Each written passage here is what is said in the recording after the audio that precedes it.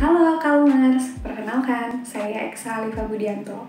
Saya adalah salah satu psikolog di aplikasi Calm dengan kode konselor EXA-143. Saya adalah psikolog klinis anak yang selama ini fokus untuk menangani permasalahan yang berkaitan dengan tumbuh kembang anak dan remaja, pola asuh, relasi keluarga dan pasangan, masalah kecemasan dan isu terkait stres. Kalmers, menjadi orang tua adalah sebuah keputusan yang besar dan butuh banyak persiapan. Mulai dari persiapan secara fisik, secara emosional, finansial, dan juga spiritual. Terkait dengan persiapan secara emosional, saya cukup sering ditanyakan mengenai kalau kita masih punya unfinished business, apakah kita harus healing dulu sebelum kita memutuskan punya anak? Dan jawabannya adalah iya, perlu banget. Kenapa perlu? Karena simpelnya sih kita tidak mau anak kita merasakan hal yang kita rasakan, apalagi kalau itu adalah hal yang buruk. Orang tua itu tugasnya bukan hanya sekedar memenuhi kebutuhan sandang, pangan, dan papannya anak. Tapi lebih jauh dari itu, anak membutuhkan orang tua yang bisa hadir dan terlibat secara emosional dengannya.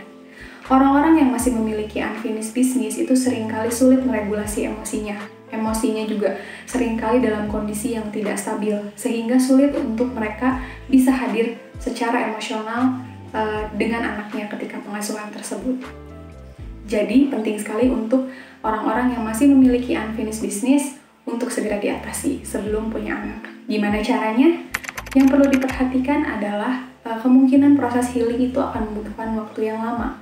Jadi, langkah yang pertama dan utama adalah luangkan waktu. Luangkan waktu, sediakan waktu secara rutin, coba pikirkan, coba renungkan kembali setiap pengalaman hidupmu selama ini.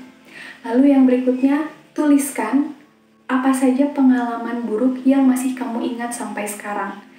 Apa saja pengalaman-pengalaman yang masih membuat kamu merasa terluka sampai saat ini?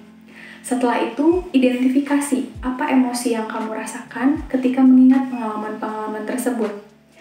Yang berikutnya, terima kehadiran emosi tersebut, beri waktu untuk diri sendiri merasakan emosi tersebut, kemudian ekspresikan emosi tersebut dengan cara journaling, menggambar, bercerita ke teman, ke keluarga, ataupun dengan konseling dengan psikolog.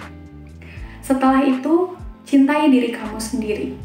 Berikan hal-hal yang mungkin dulu ketika pengalaman tersebut terjadi tidak ada yang memberikannya ke kamu.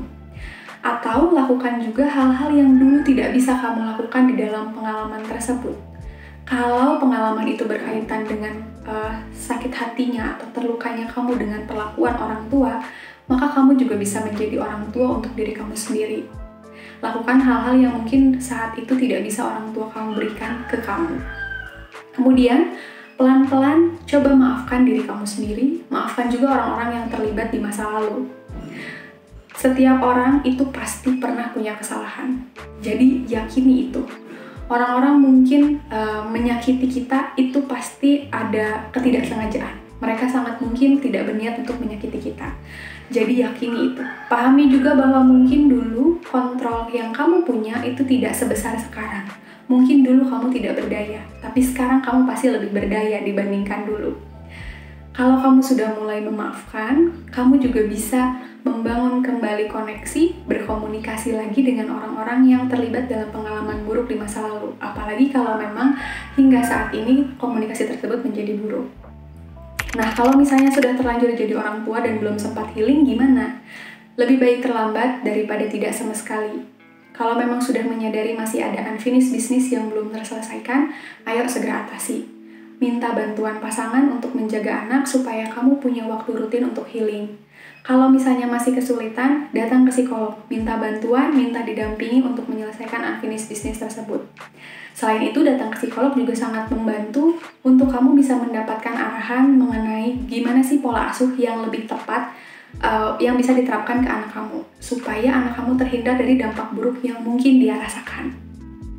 Kalmers, unfinished business itu adalah hal yang wajar. Setiap orang pasti punya unfinished business tersebut. Menjadi tidak wajar ketika kamu membiarkannya begitu saja atau kamu menghindarinya. Padahal kamu tahu pengaruhnya sangat besar ke kehidupanmu di masa kini dan di masa depan.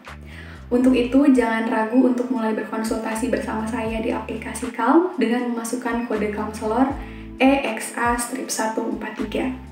Kalau Kalmers perlu cerita, ketahuilah bahwa Calm ada di sini untuk kamu.